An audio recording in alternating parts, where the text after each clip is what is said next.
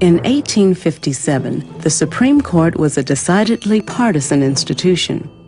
Of the 9 Supreme Court justices, 7 were pro-slavery Democrats. 5 came from slaveholding families. Their desire to secure the rights of slaveholders would cause them to make the most infamous judicial decision in American history. The man who started it all was named Dred Scott. Dred Scott was a slave born in Virginia. His master ultimately moves him to St. Louis, where he is sold a couple of times and ultimately ends up in the hands of a man named John Emerson. John Emerson is an army surgeon. And when John Emerson is posted to various frontier forts, the first one is in what is today Rock Island, Illinois, he takes Dred Scott with him as his servant. Now, presumably, Dred Scott becomes free the moment he's taken to Rock Island, because Rock Island is in Illinois. It's called Fort Armstrong at the time. But Dred Scott remains a slave at Fort Armstrong. And then his master takes him to Fort Snelling, which is today St. Paul, Minnesota. Now, that is the area that was made free under the Missouri Compromise. Several years later, Dred Scott returned to St. Louis with his master. But after Emerson died, Scott sued for his freedom on the grounds that since he had lived in free territory, he was no longer a slave. A jury of 12 white men in a St. Louis circuit court judged him legally free. 2 years later, the Missouri Supreme Court reverses this. They reverse precedents going back to the beginning of Missouri statehood. And they are very frank about it. They say times have changed. When John Emerson's widow remarried, she transferred ownership of Dred Scott to her brother, John Sanford. John Sanford lives in New York, but has business interests in St. Louis. And so now Dred Scott can sue in federal court alleging he is a citizen of Missouri, his owner is a citizen of New York. And that's how the case goes forward to the Supreme Court. No suit pressed by a slave had ever come before the Supreme Court before. It raised important questions.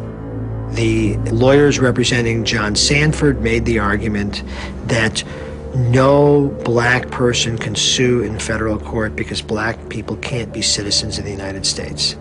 The majority opinion in Dred Scott was written by Chief Justice Roger Taney.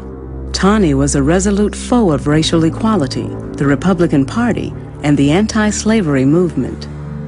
Chief Justice Taney begins by saying Dred Scott can't sue because blacks can't be citizens. And he makes a very famous statement. He says at the time of the Constitution, they had no rights, they meaning blacks, had no rights that the white people needed to respect. Now, having said that Dred Scott can't sue, the technical legal thing Taney should have done was said case dismissed.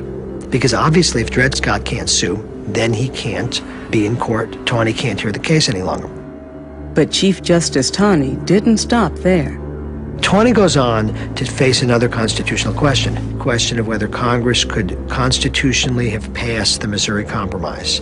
Did Congress have the power to prohibit slavery in the Western territories?